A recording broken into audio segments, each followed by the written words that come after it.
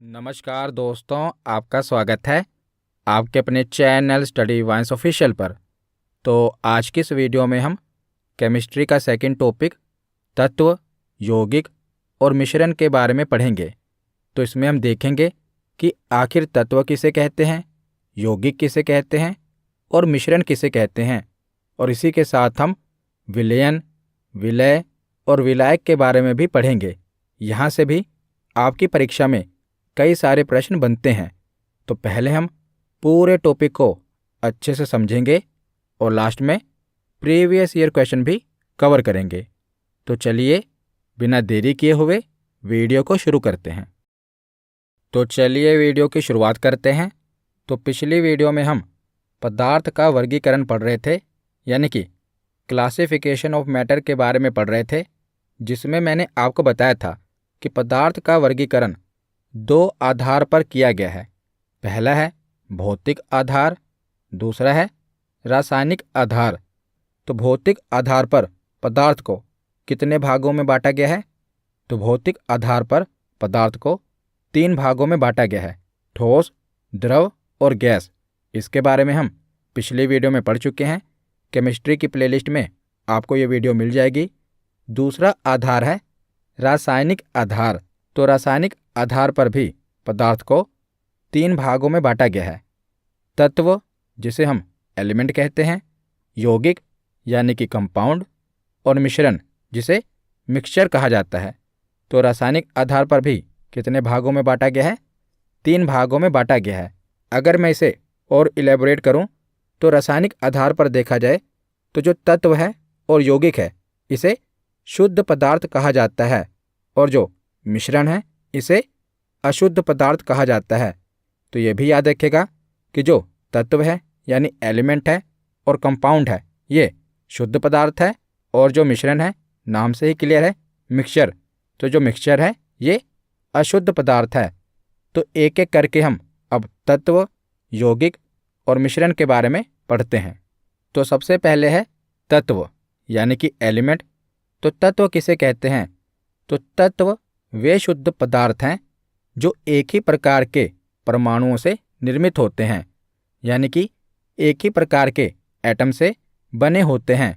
उदाहरण के रूप में ऑक्सीजन, सोना, चांदी और लोहा, ये किसके उदाहरण हैं? तो ये तत्व के उदाहरण हैं। तो वर्तमान समय तक वैज्ञानिकों ने कितने तत्वों की खोज की है? तो कुल 118 तत्वों की खोज की है। तो आपने पीरियोडिक टेबल पढ़ा होगा। अगर नहीं भी पढ़ा तो हम इसके बारे में पढ़ेंगे। तो पीरियोडिक टेबल में क्या है? तो पीरियोडिक टेबल में जो आप देखते हैं ये सारे एलिमेंट्स हैं, यानी कि ये सभी तत्व हैं। और इन तत्वों की संख्या कितनी है? तो कुल 118 तत्व अभी तक खोजे जा चुके हैं।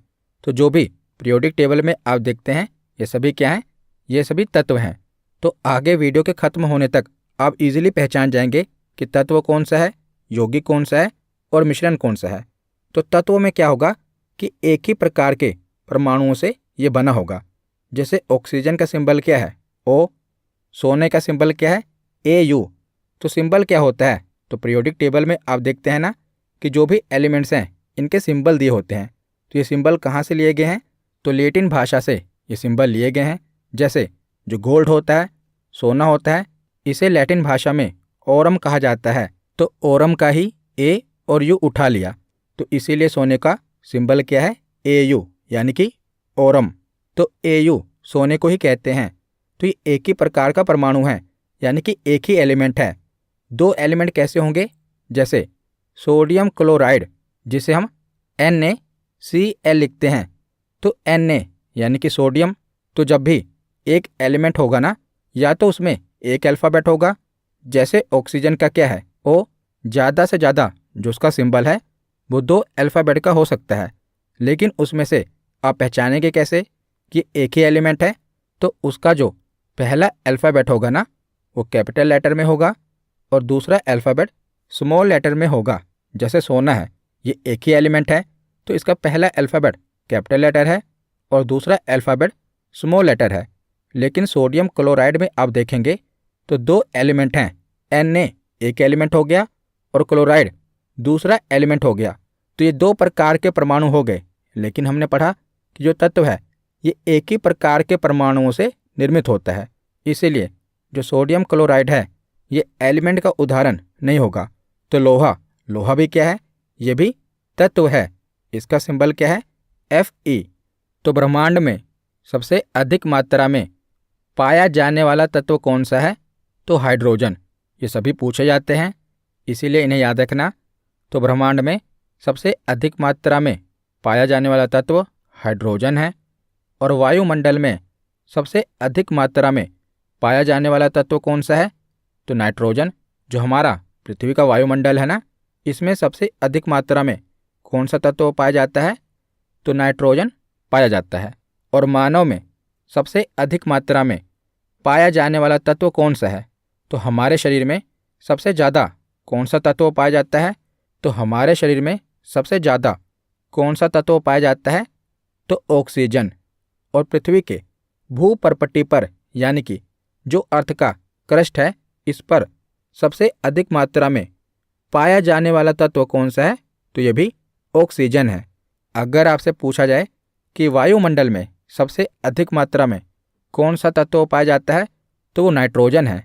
लेकिन अगर आपसे पूछा जाए कि पृथ्वी की भूपर्पटी पर सबसे अधिक मात्रा में कौन सा तत्व पाया जाता है, तो वो ऑक्सीजन है। तो बार बार परमाणु की बात हो रही है, तो परमाणु क्या होता है, तो किसी भी पदार्थ की सबसे छोटी इकाई जो स्वतंत्र अवस्था में नहीं पाई जाती, बल्कि जो रासायनिक अभिक्रिया यानी कि केमिकल रिएक्शन में भाग ले सकती है, उसे परमाणु कहा जाता है। तो इस ब्रह्मांड में जो भी पदार्थ उपस्थित है ना, पदार्थ क्या होता है, ये पिछली वीडियो में मैंने आपको बताया था, फिर भी बता देता हूँ कि पूरे ब्रह्मांड में आप जो भी चीज़ें देखते हैं जो कि स्थान घेरती हैं और जिनका अपना द्रव्यमान होता है, याद रखिएगा, जो भी चीज़ें स्थान घेरती हैं और उनका अपना द्रव्यमान होता है, उन्हें पदार्थ कहा जाता है। और जो परमाणु होते हैं ना, ये किसी भी पदार्थ की सबसे छोटी इकाई होते हैं। तो जैसे आपके हाथ में अभी मोबाइल है, तो मोबाइल को अगर आप तोड़ना शुरू कीजिए तो इसकी सबसे छोटी इकाई यानी कि सबसे छोटा जो कण है, इसकी सबसे छोटी इकाई है, वो क्या होगी, वो परमाणु है, यानी कि एटम है। और अणु क्या है, मॉलिक्यूल क्या है, तो अणु दो या दो से अधिक परमाणुओं से मिलकर बना होता है और ये प्रकृति में स्वतंत्र अवस्था में पाया जाता है। तो तत्व, परमाणु और अणु तीनों को एक साथ देख लेते हैं। तो यह है तत्व। जैसे लोहा है, लोहे की जो छड़ होती है वो क्या है, वो तत्व है, क्योंकि वो एक ही प्रकार के यानी कि लोहे के परमाणुओं से बनी होती है, तो वो तत्व है। और इधर आप देख रहे हैं कि ये हाइड्रोजन का एक परमाणु है और ये भी हाइड्रोजन का एक परमाणु है। दोनों को जोड़ दिया जाए तो H+H क्या बनेगा, H2 बनेगा। तो हाइड्रोजन के दो परमाणु मिलकर हाइड्रोजन का एक अणु बनाते हैं। मैंने आपको बताया ना कि अणु क्या होता है, दो या दो से अधिक परमाणुओं से मिलकर बना होता है। तो हाइड्रोजन के दो परमाणु मिलकर क्या बनाएंगे, हाइड्रोजन का एक अणु बनाएंगे। तो आशा करता हूँ आपको तत्व, परमाणु और अणु इनमें अंतर क्या है ये समझ आ गया होगा। तो तत्व के बाद आगे हम यौगिक के बारे में पढ़ते हैं, यानी कि कंपाउंड के बारे में पढ़ते हैं। तो कंपाउंड किसे कहते हैं, तो जब दो अथवा दो से अधिक तत्वों को एक निश्चित अनुपात में यानी कि फिक्स्ड प्रपोर्शन में मिलाया जाता है तो उसे कंपाउंड कहा जाता है। यौगिक का निर्माण होता है तो क्या होता है, इसमें दो तत्वों को एक निश्चित अनुपात में मिलाया जाता है। जैसे जल का केमिकल फॉर्मूला क्या है, H2O। तो इसमें क्या हुआ, हाइड्रोजन और ऑक्सीजन को एक निश्चित अनुपात में मिलाया गया ना, तो इसीलिए से कंपाउंड कहा जाएगा। कंपाउंड में क्या होता है, दो अथवा दो से अधिक तत्व को एक निश्चित अनुपात में मिलाया जाता है। जैसे जल में क्या होता है, हाइड्रोजन तथा ऑक्सीजन के अणुओं के मध्य 2 और 1 के अनुपात में संयोजन होता है। आपने अगर 1 गिलास पानी लिया है तो जो आप पानी पिएंगे उसमें हाइड्रोजन और ऑक्सीजन का अनुपात कितना होगा, तो 2:1 ही होगा। चाहे आप उसमें से 1 चम्मच भी पानी निकाल लीजिए तब भी उसका अनुपात सेम होगा। तो इसीलिए इसे कंपाउंड कहा जाता है। तो याद रखिएगा, जिसका भी केमिकल फॉर्मूला होगा, रासायनिक सूत्र होगा, वो हमेशा कंपाउंड होगा। तो उसे याद रखने का यही आसान तरीका है कि जब आपको दो एलिमेंट या दो से अधिक एलिमेंट दिखाई दें और उनका एक फॉर्मूला हो, तो उसे क्या कहा जाएगा? कंपाउंड कहा जाएगा। जैसे जल का केमिकल फॉर्मूला क्या है? H2O। तो इसमें दो एलिमेंट है ना, हाइड्रोजन और ऑक्सीजन, जिसमें हाइड्रोजन के अणु कितने हैं? 2 हैं और ऑक्सीजन का 1 है। तो ये केमिकल फॉर्मूला हो गया और इसमें 2 तत्व हैं। तो ये किसका उदाहरण होगा? तो ये कंपाउंड का उदाहरण होगा। जैसे दूसरा उदाहरण है सोडियम क्लोराइड का। तो Na सोडियम है, एक तत्व हो गया, और Cl क्लोराइड है, दूसरा तत्व हो गया। तो जब दो या दो से अधिक तत्व हों और उनका केमिकल फॉर्मूला हो, तो उसे क्या कहा जाएगा? कंपाउंड कहा जाएगा। तो ये भी कंपाउंड है। तीसरा फॉर्मूला है एल्यूमिनियम ऑक्साइड का। तो इसमें भी दो एलिमेंट हैं, एल्यूमिनियम और ऑक्सीजन, जो कि 2 और 3 की रेशियो में हैं। तो ये भी क्या होगा? तो ये कंपाउंड होगा। तो याद रख लीजिएगा, जब भी 2 या 2 से अधिक एलिमेंट हो और उनका केमिकल फॉर्मूला बन रहा हो, तो वो हमेशा कंपाउंड होगा। तो कंपाउंड के बाद हम मिक्सचर के बारे में पढ़ते हैं, यानी कि मिश्रण के बारे में पढ़ते हैं। तो जब 2 या 2 से अधिक पदार्थों को किसी भी अनुपात में मिला दिया जाए, तो उसे मिश्रण कहा जाएगा। तो हमने सबसे पहले तत्व पढ़ा, जिसमें हमने देखा कि एक ही परमाणु होगा। कंपाउंड में हमने क्या देखा कि 2 या 2 से अधिक परमाणु हो सकते हैं, लेकिन उनके बीच में फिक्स रेशियो होना चाहिए, फिक्स प्रोपोर्शन होना चाहिए। और मिश्रण में क्या है कि 2 या 2 से अधिक तत्व तो होंगे, पदार्थ तो होंगे, लेकिन उनके बीच में कोई फॉर्मूला नहीं होगा, यानी कि कोई निश्चित अनुपात नहीं होगा। तो उसे क्या कहा जाएगा? तो उसे मिश्रण कहा जाएगा। तो मिश्रण में उनके अवयवी तत्वों का गुण मौजूद होता है। जैसे उदाहरण क्या है? तो शरबत। तो शरबत क्या है? मिश्रण है पानी, चीनी और नींबू का। तो इनके बीच में बताइए क्या कोई फिक्स रेशियो होती है, यानी कि कोई अनुपात होता है कि 1 गिलास पानी में केवल 2 ही चम्मच चीनी डालनी है? इनके बीच में कोई अनुपात तो नहीं होता ना। अगर किसी को ज़्यादा मीठा शरबत पीना है तो 3 चम्मच चीनी भी डाल सकता है। अगर किसी को कम मीठा शरबत पीना है तो 2 चम्मच चीनी भी डाल सकता है। यानी इनके बीच में कोई फिक्स प्रोपोर्शन नहीं है, इसीलिए क्या है? मिश्रण है। जैसे चाय, शरबत और हवा, ये किसका उदाहरण है? तो ये मिश्रण का उदाहरण है। अब हम मिश्रण के प्रकार देख लेते हैं। तो मिश्रण द्रवों, ठोस और गैसों के आपस में मिलाने की क्रिया तथा इस प्रकार उत्पन्न पदार्थों को कहते हैं। तो मिश्रण को भी मुख्य रूप से 2 भागों में बांटा गया है। तो मिश्रण कितने प्रकार के होते हैं? 2 प्रकार के होते हैं। पहला प्रकार है समांगी मिश्रण, जिसे होमोजीनियस मिक्सचर कहा जाता है। दूसरा प्रकार है विषमांगी मिश्रण, जिसे हेट्रोजीनियस मिक्सचर कहा जाता है। तो सबसे पहले समांगी मिश्रण के बारे में पढ़ते हैं कि आखिर समांगी मिश्रण क्या होता है।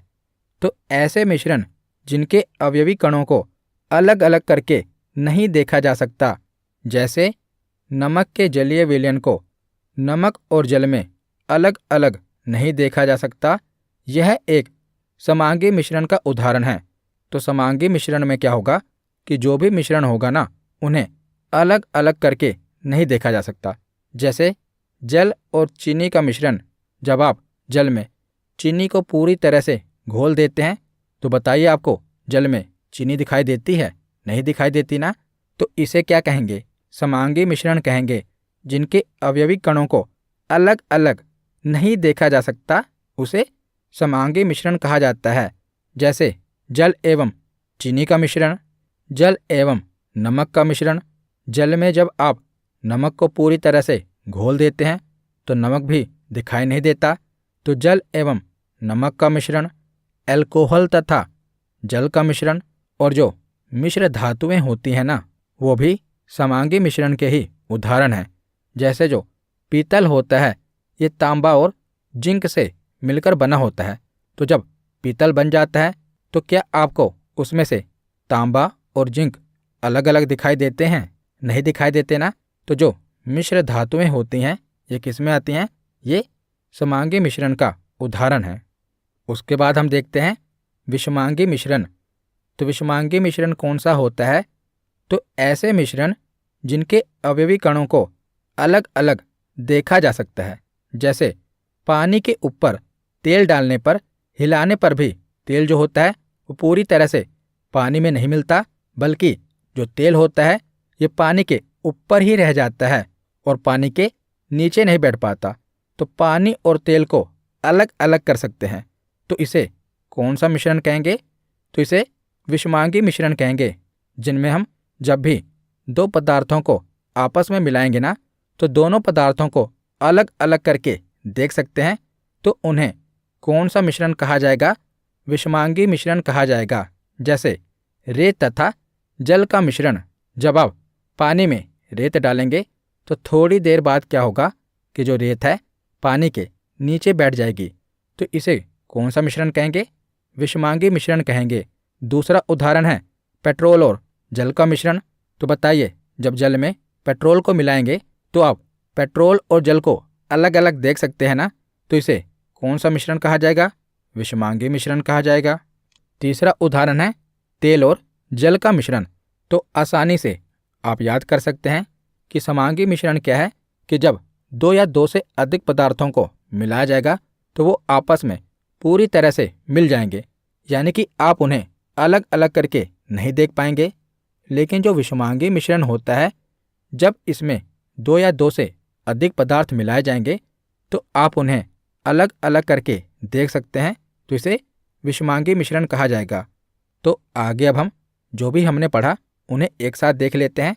तत्व, यौगिक और मिश्रण। तो कैसे पता चलेगा कि वो तत्व है? तो तत्व में एक ही प्रकार का परमाणु होगा और पीरियोडिक टेबल में जो भी आप देखते हैं वो तत्व है। जैसे एल्यूमिनियम, हाइड्रोजन, ओरम यानी कि सोना, ये क्या है? तत्व है। यौगिक की पहचान कैसे होगी? तो दो या दो से अधिक तत्व होंगे और उनसे एक फॉर्मूला बन रहा होगा, केमिकल फॉर्मूला बन रहा होगा। जैसे H2O, ये जल का फॉर्मूला है। दूसरा है एल्यूमिनियम ऑक्साइड, जिसका केमिकल फॉर्मूला है Al2 और O3। तो जब दो या दो से अधिक तत्व हों और उनके बीच में फॉर्मूला बन रहा हो तो उसे यौगिक कहा जाएगा। लेकिन जब दो या दो से अधिक तत्व हों लेकिन उनके बीच में कोई फॉर्मूला ना बन रहा हो तो उसे क्या कहा जाएगा? तो उसे मिश्रण कहा जाएगा। जैसे शरबत या वायु, ये किसका उदाहरण है?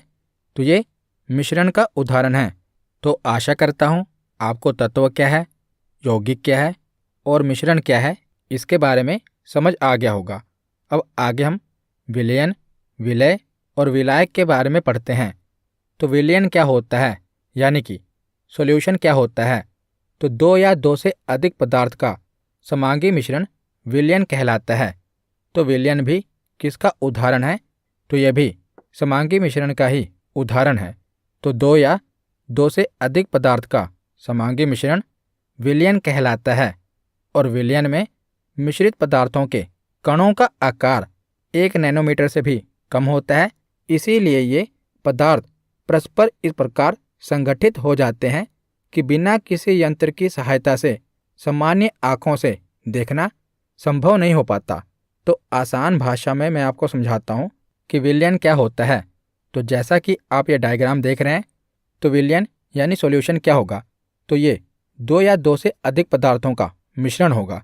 जैसे यहाँ पर हमने जो उदाहरण लिया है, ये नमकीन पानी का उदाहरण लिया है, जिस पानी में नमक घोला गया हो। तो नमकीन पानी यानी कि सोल्ट वाटर क्या है? तो ये विलयन है। तो विलय यानी कि सोल्यूट क्या होता है? तो जिसे घोला जाएगा, जैसे कि नमक है, ये क्या है? विलय है। तो जो नमक है ये विलायक में विलय हो जाएगा। नमक क्या होगा? पानी में घुल जाएगा। तो पानी क्या है? विलायक है। तो नमक विलय होगा, यानी कि जो भी विलायक में घुल जाए उसे विलय कहा जाता है। तो विलायक क्या होगा? पानी होगा। और इन दोनों के मिश्रण से क्या बनेगा? सोल्ट वाटर बनेगा, नमकीन पानी बनेगा, जिसे विलयन कहा जाता है। तो यही मैंने आपको समझाया कि दो या दो से अधिक पदार्थ का समांगी मिश्रण क्या कहलाता है? विलयन कहलाता है। और मैंने आपको बताया कि विलयन में मिश्रित पदार्थों के जो कणों का आकार होगा वो 1 नैनोमीटर से भी कम होगा। यानी कि जब नमक पानी में घोला जाएगा तो इसका घोलने के बाद जो आकार होगा वो 1 नैनोमीटर से भी कम होगा, जिसे हम केवल किसी यंत्र की सहायता से देख सकते हैं।